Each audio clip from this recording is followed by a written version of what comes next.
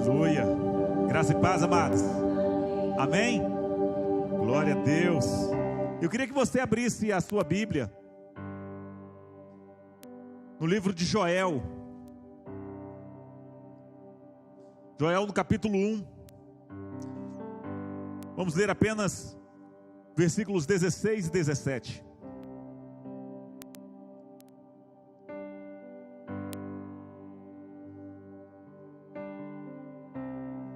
Nos tempos de Joel, o Senhor estava cumprindo, trazendo para a vida do povo o cumprimento de uma profecia que ele havia feito, de que naqueles dias ele faria algo que, se contasse para o povo não acreditaria. E assim, foi um tempo onde cessou a alegria na casa do Senhor. Cessou a alegria no templo, cessou a alegria na cidade. E eu queria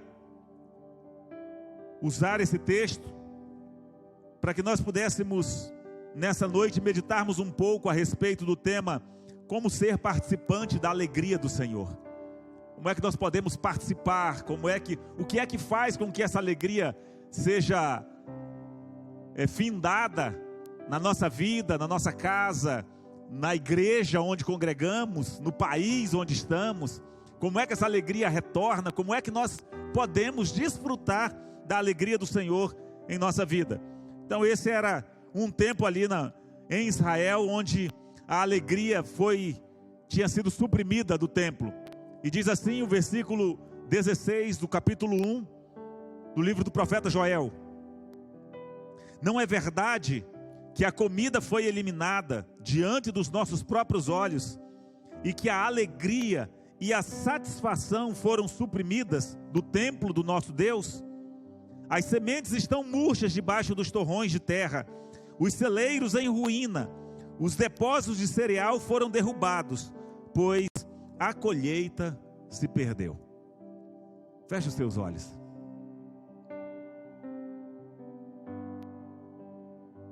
Senhor, nós queremos te dar graças, Pai. Obrigado porque o Senhor nos dá o privilégio nessa noite de, com o rosto descoberto, podermos adentrar no Santo dos Santos como igreja e nos apresentarmos diante do Senhor para cultuarmos a Ti na beleza da Tua santidade. Assim, Senhor, como temos feito todos os dias, celebrando, adorando, cultuando ao Senhor na nossa individualidade, com a nossa família. Hoje estamos aqui com a tua família, com a família de Deus, com o corpo de Cristo Jesus, celebrando, Senhor, a unidade que nos foi conquistada lá na cruz do Calvário. Deus, muito obrigado. Obrigado pela vida dos meus irmãos aqui neste lugar. Obrigado por aqueles, Senhor, que estão ouvindo essa palavra e que juntamente conosco celebram ao Senhor, se tornando, Senhor, um nessa adoração e nesse louvor. E que nesse momento, o Senhor possa falar profundamente aos nossos corações. Senhor, um desejo no nosso coração de que cada um dos que estão aqui, daqueles que estão nos ouvindo, possa de fato colher aquilo que semearam, Deus, colher aquilo que estão semeando, e que não se perca a colheita, Senhor, que não seja o nosso tempo um tempo onde a alegria seja suprimida nas nossas vidas, nas nossas casas, nas nossas igrejas, mas que nós sejamos aqueles que estão voltando o seu coração para Ti, e que estão, Senhor, dispostos a pagar o preço, a se importarem, Senhor, a realmente colocarem os seus corações e as suas vidas, para que possam assim participar daquilo que o Senhor tem para nós, daquilo que o Senhor tem para as nossas vidas. Que não sejamos, Senhor, considerados como aqueles que não têm responsabilidade com as coisas do Teu reino, mas que sejamos sim, Senhor, aqueles que estão dispostos, como foi o clamor do Senhor aqui em Joel, de voltar o nosso coração para Ti, de voltar, Senhor, a nossa vida para Ti, de rasgar o nosso coração e não apenas as nossas vestes, e que seja assim nessa noite, e que a alegria do Senhor seja uma constante no coração de cada um, na casa de cada um, e neste lugar, Pai, onde consagramos para celebrar e exaltar o Teu santo e glorioso nome. Em nome de Jesus, ministra os nossos corações, é a petição do nosso coração nessa noite, em nome de Jesus, amém. Então, queridos, quando nós olhamos o que aconteceu aqui em Joel, houve uma negligência do povo em relação às coisas que eram responsabilidade deles para com Deus. Houve então um tempo em que o inimigo obteve vitória nas suas investidas contra o povo de Israel, porque o povo havia se esquecido do Senhor, porque o povo havia virado as costas para o Senhor, e assim a colheita deles foi perdida. Assim já não havia mais no coração do povo, como não havia mais no coração do povo a alegria em poder ter responsabilidade com as coisas de Deus. Antes voltar os seus corações buscando a sua própria vontade, o seu próprio interesse, e não mais se preocupando com as coisas do Senhor. Os inimigos então se fortaleceram contra eles, e vieram, e aconteceu toda essa desgraça, que eu gostaria que você em casa estivesse lendo, que aconteceu aqui no livro de Joel. Para que, pastor, estarmos buscando isso? Para que isso não aconteça nas nossas vidas, para que isso não aconteça na nossa casa. Quando nós olhamos, a palavra do Senhor diz aqui a partir do versículo 13, ele vem dizendo, o profeta Joel vem dizendo: olha, ponham vestes de luto, ó sacerdotes, e pranteiem, chore alto, vocês que ministram perante o altar. Venham, passe a noite vestidos de luto, vocês que ministram perante o meu Deus, pois as ofertas de cereais e as ofertas derramadas foram suprimidas. Ele estava chamando a atenção, porque aquilo que garantia a participação do povo dentro do projeto de Deus, que era a declaração de dependência, que era a declaração do reconhecimento dos seus pecados, que era a declaração de que o Senhor era tudo para eles, que era o seu provedor, que era o seu Deus, que era o seu Senhor. Isso havia sido suprimido. O povo já não se quebrantava mais diante de Deus, o povo já não trazia mais as suas ofertas. Hoje isso se demonstraria através das vidas derramadas. A oferta hoje somos nós. A oferta hoje são as nossas próprias vidas derramadas no altar do Senhor. E seria o caso de as nossas vidas estarem sendo poupadas e não mais derramadas na presença do Senhor? Quanto tempo faz que a nossa oferta, a oferta do nosso louvor, da nossa adoração, não é apresentada totalmente queimada na presença de Deus, onde as nossas vidas são apresentadas diante do Senhor, mormente ou maiormente ou principalmente na nossa comunhão, na nossa reunião, nesse momento que nós separamos para adorar a Deus? Será que nós temos economizado da nossa vida, suprimido da nossa oferta, suprimido do nosso sacrifício? E naqueles dias de Joel, o profeta clamava dizendo: olha, coloquem vestes de luto. Sacerdotes, vocês que ministram diante do altar do Senhor, coloquem vestes de luto, passa a noite vestido de luto, porque as ofertas foram suprimidas do templo do Senhor. Se nessa noite fosse como de fato é, mas só fazendo uma pergunta retórica, se essa noite a sua adoração, o seu louvor na presença de Deus, a sua oferta derramada, que é a sua própria vida, fosse o que definiria a alegria do Senhor na sua vida para os próximos dias, teria sido suficiente? Então nós precisamos estarmos atentos, porque nós estamos sim em todo o tempo dispostos, ansiosos por estar sempre alegres, por estar, Senhor, traz alegria para o nosso coração, traz vida. Queremos participar da tua riqueza, queremos participar das tuas promessas. Mas o que faz com que a alegria do Senhor, o que faz com que as promessas do Senhor sejam exterminadas, sejam retiradas das nossas vidas, suprimidas das nossas vidas, não é a ruindade de Deus, mas é o nosso posicionamento diante dEle. Depende de nós. Os céus respondem às nossas atitudes. Deus responde às nossas atitudes. Então ele vem, o profeta vem clamando, vem dizendo, a alegria e a satisfação haviam sido suprimidas. Foi o texto que nós lemos dizendo a verdade. Não é verdade que a comida foi eliminada diante dos nossos próprios olhos e que a alegria e a satisfação foram suprimidas no templo do nosso Deus?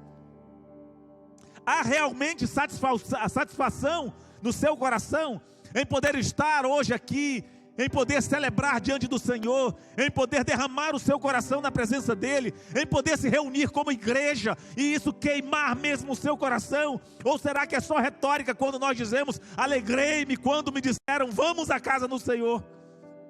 Há realmente uma alegria, há um pulsar no nosso coração, há aquela descarga mesmo de dopamina, de adrenalina no nosso coração, quando nós olhamos e dizemos, não, é hora de poder irmos lá, para eu encontrar os meus irmãos, para poder nós celebrarmos, para apresentar a nossa vida diante do Senhor juntos.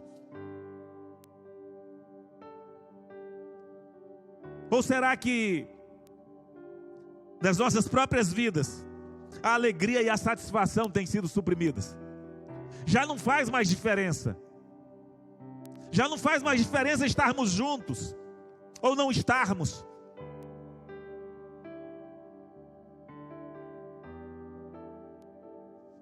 Por isso precisamos aprender bem, queridos. Porque não adianta nós termos plantado muitas coisas se nós não mantivermos o nosso posicionamento diante de Deus. Vai acontecer como aconteceu com o povo de Israel no tempo de Joel. Não faltou ou não faltava sementes na terra. Faltava chuva. Faltava água para fazer com que as sementes germinassem.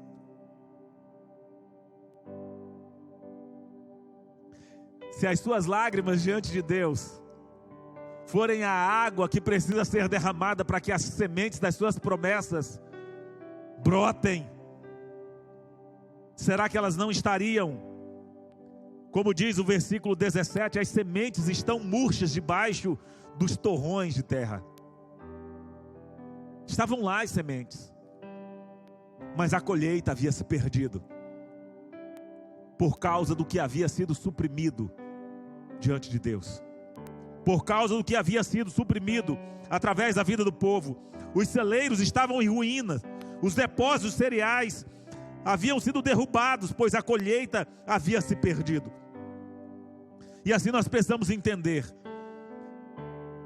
que as nossas sementes não podem ficar sem a água da palavra, não pode ficar sem a água que é derramada das nossas vidas em forma de lágrimas muitas vezes. Não que sejam essas lágrimas, mas que essas lágrimas que elas vêm desse momento de comunhão, desse momento de derramar, desse momento de oferta, desse momento de alegria na presença de Deus, é o que realmente vai regar as sementes que foram semeadas, é o que vai manter, é o que vai fazer com que tudo aquilo que foi prometido seja realmente trazido para o plano material, trazido à luz, à lume, para que se cumpram tudo aquilo que o Senhor colocou nas nossas vidas.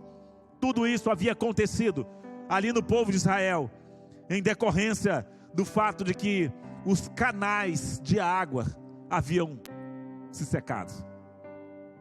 O versículo 20 vem dizendo: até os animais do campo clamam a ti, pois os canais de água se secaram e o fogo devorou as pastagens.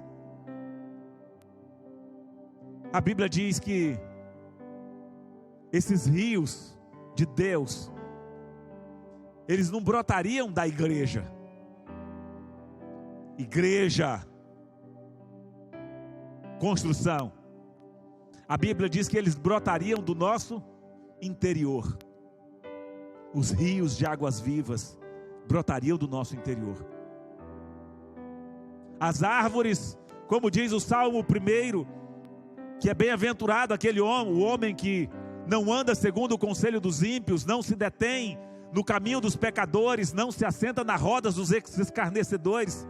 Antes tem o seu prazer na lei do Senhor, e na sua lei medita dia e noite. E diz que ele será como uma árvore plantada junto aos ribeiros de água, cujas folhas não secam ou não murcham, que dá fruto o ano todo, e tudo que faz prospera. Tudo isso, todas essas promessas de Deus, dependem desse rio de Deus, que precisa estar jorrando, que precisa estar fluindo no nosso coração, que precisa estar fluindo no nosso interior. Quando nós olhamos Jesus ensinando para o povo naquela época, e também trazendo um ensinamento para nós, ele conta uma parábola e diz como é que determinadas pessoas fizeram para poder entrar na alegria do Senhor, participar da alegria do Senhor. O texto de Mateus capítulo 25 fala muito bem a respeito disso. Creio que é conhecido dos irmãos o texto que fala sobre a parábola dos talentos. Mateus, ele vem falando a respeito da parábola que Jesus contou, de que um certo senhor, um certo homem, ele saiu de viagem e deixou em responsabilidade, ou na responsabilidade de algumas pessoas, os interesses dele. Na parábola, personificados como talentos. Diz que a um conferiu 5, a outro 2 e a outro 1, conforme a capacidade de cada um. E diz que depois de um tempo, ele voltou para prestar contas. E aquele que tinha recebido 5, ele chegou e se apresentou e disse: está aqui, Senhor. O Senhor me deu 5, eu granjeei, eu conquistei, eu fiz multiplicar e ganhei mais 5, estão aqui. E o texto de Mateus traz uma peculiaridade, uma forma diferente de explicar, que é muito interessante, porque explica exatamente isso que eu estou falando. Então o Senhor disse àquele homem dizendo: o Senhor respondeu, muito bem, servo bom e fiel. Não vamos nos atermos, porque não é o texto principal, mas veja que o que fez com que esse servo fosse bom e fiel foi a forma como ele lidou com aquilo que Deus havia colocado nas suas mãos, fazendo produzir, fazendo se multiplicar aquilo que era o interesse, ou os interesses do seu Senhor. Então o versículo 21 do capítulo 25 de Mateus, o Senhor diz: o Senhor respondeu, muito bem, servo bom e fiel, você foi fiel no pouco, eu o porei sobre o muito, venha e participe da alegria do seu Senhor. Veja que o que o Senhor dá àquele homem, aquele servo, como recompensa por ele ter sido diligente, por ele ter sido aplicado, por ele ter realmente desprendido do seu tempo em prol daquilo que eram os interesses do seu Senhor, não foi simplesmente ficar com os outros 5 talentos, não, mas foi participar da alegria do seu Senhor. Assim, da mesma forma com o que foi 2 talentos, mas quando chegou aquele a quem foi dado apenas 1 talento, os irmãos conhecem a história, Ele disse: olha, eu sabia que o Senhor é um Senhor muito severo, que colhe onde não plantou, que junta onde não semeou, por isso eu fiquei com medo. E eu fui e enterrei o que era teu.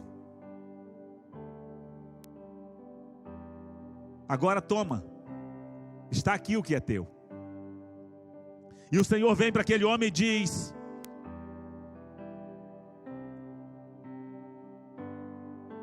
servo mau e negligente, você sabia que eu colho onde não plantei e junto onde não semeei? Então você deveria ou devia ter confiado o meu dinheiro aos banqueiros, para que quando eu voltasse recebesse de volta com juros. Tirem o talento dele e entreguem-no ao que tem 10. Não tinha mais 5, né? Tinha 10. Entregue ao que tem 10. E nós precisamos estar atentos, queridos, porque pode ser que não raras vezes esses temos sido nós. Quando nós olhamos, o que Jesus está mostrando aqui é que o resultado da fidelidade em lidar com as riquezas do Senhor, o resultado de ter se aplicado foi participar da alegria do Senhor. Isso mostra que a forma como lidamos com as riquezas materiais recebidas do Senhor, com aquilo que nós temos recebido das mãos do Senhor, a forma como nós lidamos com isso, define a nossa participação no gozo do Senhor. A forma como nós lidamos com os interesses do reino, com os interesses do nosso Senhor, define o quanto nós vamos participar, ou se vamos participar da alegria do nosso Senhor. Então o que fez com que aquele último servo fosse considerado um servo mau e um servo negligente, foi exatamente o medo e a negligência. Ele ficou com medo. Ficou com medo. Estando com medo, ele não se empenhou pelos negócios do reino. Talvez com medo de, se empenhando nas coisas do reino, faltar o que comer, faltar os seus estudos, faltar a sua companhia, faltar, sabe-se Deus o quê? O certo é que o medo o fez pegar o que lhe fora confiado e enterrar. É o que diz o versículo, e o que diz o versículo 29. O Senhor, o 28 e o 29, o Senhor diz: olha, tirem o talento dele e entregue-no ao que tem 10. Porque a quem tem, ou pois, 29, a quem tem, mais será dado e terá em grande quantidade. Mas a quem não tem, até o que tem lhe será tirado. Há muito tempo eu meditei muito e tenho meditado sobre esse texto. O que é que Jesus estava querendo dizer com isso? O que ele estava aqui, ele estava se referindo?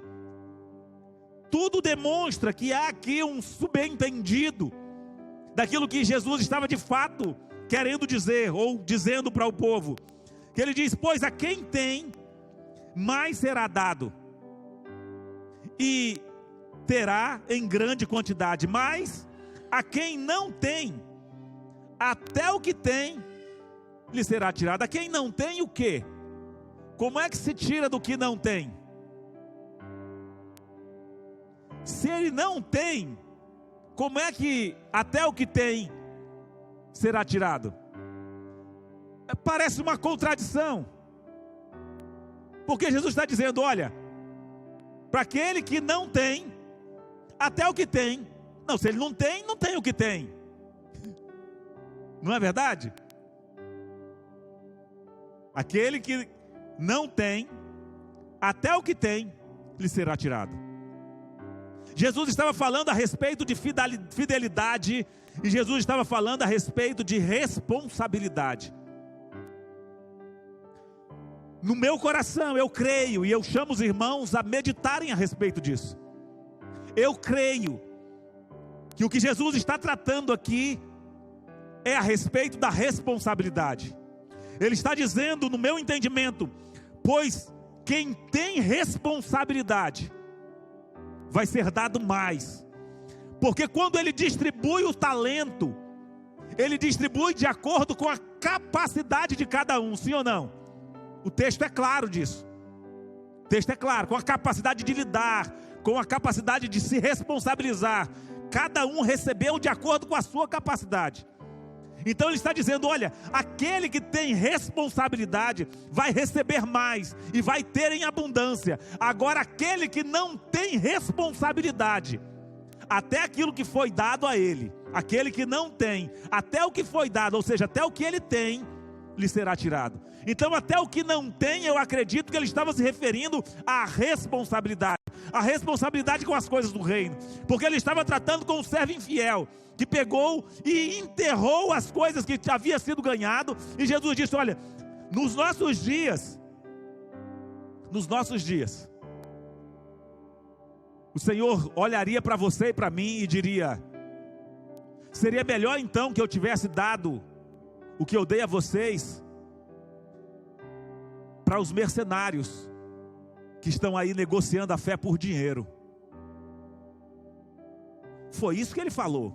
Eu poderia ter deixado nas mãos dos banqueiros então, porque eles iriam fazer render.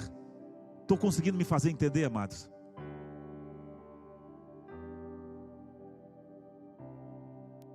Será que nós não temos sido esse negligente com o que o Senhor nos tem dado?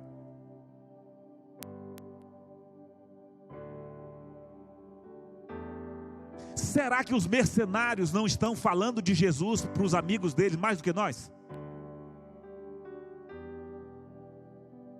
Será que os falsos cristãos não estão cumprindo a vontade de Deus muitas vezes mais do que nós?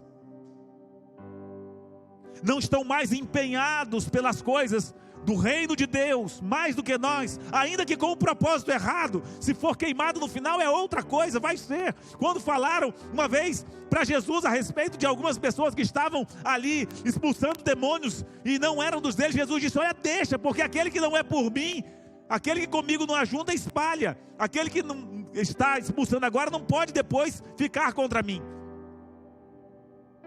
E quando ele fala a respeito disso, isso choca muito o meu coração, queridos, porque não adianta nós sermos os servos que realmente dizemos que adoramos a Deus, que somos verdadeiros filhos do Senhor, e nós pegamos o que Ele tem nos dado e enterramos durante a semana inteira, para desenterrar no domingo e apresentar diante dEle, dizendo, está aqui, Senhor, o que o Senhor me deu, só no domingo. E durante a semana, o que Ele nos confiou está enterrado.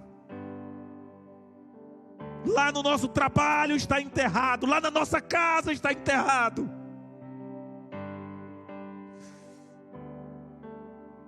E o Senhor olha para nós e diz, será que eu vou ter que confiar isso aos especuladores?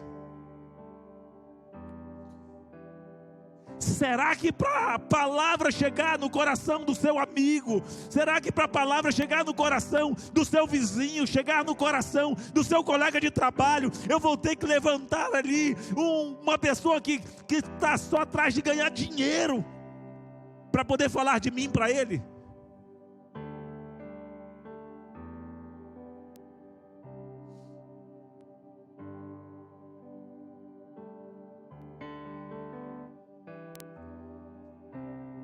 Precisamos estar atentos, queridos, porque o Senhor não quer que nós simplesmente apresentemos o que Ele nos deu. Não. Ele quer que nós tenhamos responsabilidade com as coisas do reino. Ele quer que nós sejamos diligentes. Ele quer que nós trabalhemos, que nós granjeemos. Ele quer que nós nos multipliquemos. Ele quer que nós possamos pegar aquilo que Ele tem colocado nas nossas mãos, as riquezas do reino que tem vindo para as nossas mãos, e nós possamos de fato investir, fazendo com que o reino de Deus seja beneficiado com tudo aquilo que Ele tem colocado em nossas mãos. Porque o que aquele homem que foi chamado de servo mau e negligente, o que ele não tinha era comprometimento com as coisas do Senhor. Por causa do medo, o que os meus amigos vão falar, o que os outros vão dizer, vão me chamar de fanático, não importa qual seja a desculpa. A desculpa daquele homem foi: eu sabia que o Senhor era muito severo, que colhe onde não semeou e junta onde não plantou, colhe onde não plantou e junta onde não semeou. E o Senhor disse: isso não é desculpa, isso não é desculpa, porque se eu tivesse entregue nas mãos de um banqueiro, ele teria feito um serviço melhor do que o seu. Feche os seus olhos.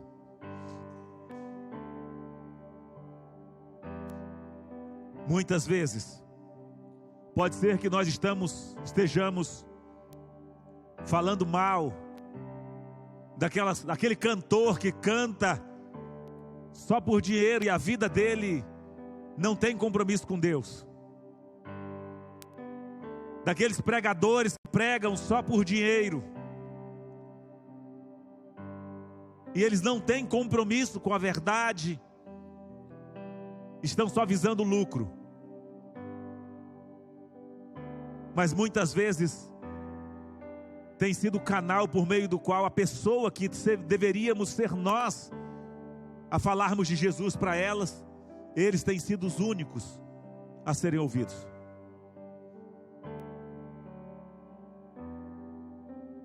Como é que temos lidado com o que temos recebido do Senhor? Será que temos enterrados, querido, durante a nossa semana, durante os nossos dias, e desenterrados só quando a gente vem para a igreja para apresentar diante de Deus? A participação plena da alegria do Senhor depende de nós, depende de como nós lidamos com a herança de Deus a nós confiada. Ele confiou a você o evangelho da restauração, Ele confiou a nós o evangelho da restauração, coisa que os anjos queriam fazer, mas foi confiada a você e a mim, para proclamarmos. Se formos servos bons e fiéis, a alegria dele estará sempre à nossa disposição, sempre, porque é o prazer dele dizer: venha, servo bom e fiel, entra no gozo do teu Senhor. As insondáveis riquezas de Cristo estão sempre à disposição daqueles que são fiéis, daqueles que são comprometidos com o reino de Deus. Sempre, sempre. É isso que Paulo ensina quando ele fala aos Efésios, quando ele fala aos Colossenses. Ele diz: olha, não apenas a alegria, mas o próprio Cristo, a própria presença dele estará com vocês. E que sejamos nós, queridos, os bons dispenseiros da graça de Deus. Que sejamos nós aqueles que cada domingo que se apresentar aqui diante do Senhor, você não se apresente de mãos vazias, mas que você venha e diga: Senhor, está aqui. Esses são os frutos da minha semana. Esses são os frutos da minha semana.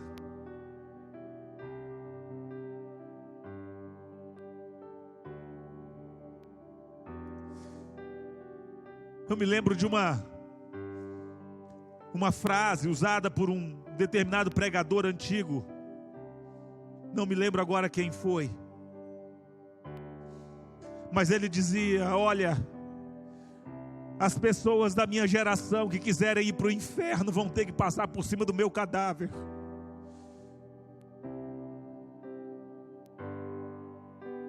Porque eu estarei lutando por elas.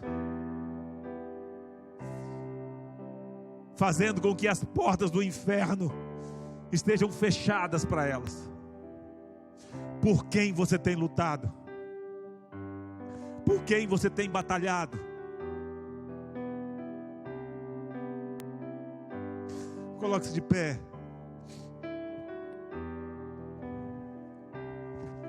É tempo de apresentarmos os nossos frutos na presença de Deus.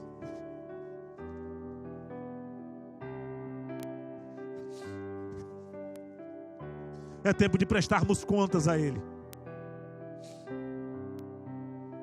E nessa noite Ele está nos perguntando: onde estão os teus frutos? Onde estão os teus frutos? Onde está a multiplicação daquilo que eu coloquei nas tuas mãos? O que você tem feito? O que nós temos feito?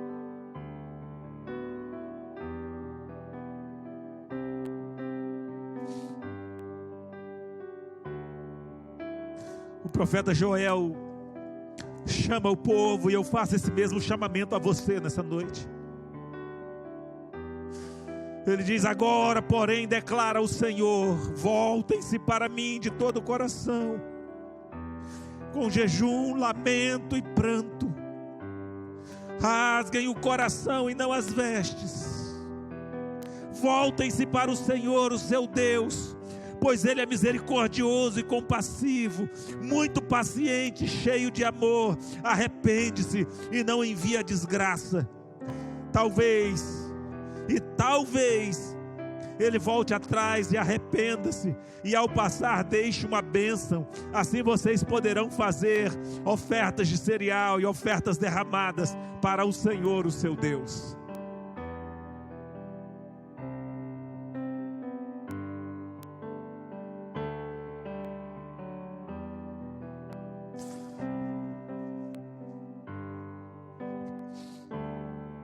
Faz um chamado dizendo: toquem a trombeta em Sião, decretem jejum santo, convoquem uma assembleia sagrada, reúna o povo, consagrem a assembleia, ajunte os anciãos, reúnam as crianças, até mesmo os que mamam no peito, até os recém-nascidos devem deixar os seus aposentos,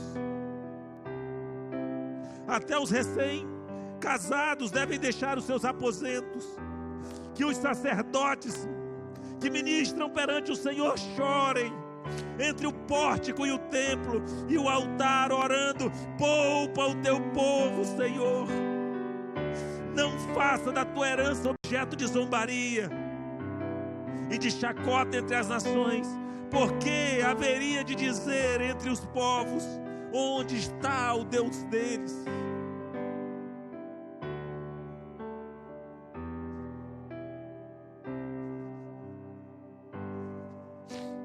Levante-se, ó igreja. Levantemo-nos. Há uma canção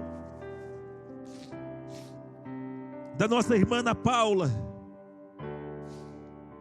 que diz: eu quero ver o teu amor tão cantado. Me mostra, por favor, onde estão os teus frutos, e eu os colherei. Quero ver o teu amor tão cantado, o teu discurso encantador sendo encarnado. Cristo em nós. Cristo em nós. Nós não fomos chamados, queridos, para nos reunirmos aos domingos e nos apresentarmos diante de Deus. Nós fomos chamados para viver uma vida plena na presença dEle. Nós fomos chamados para sermos os dispenseiros da glória dEle, sermos dispenseiros do ministério que a nós foi confiado.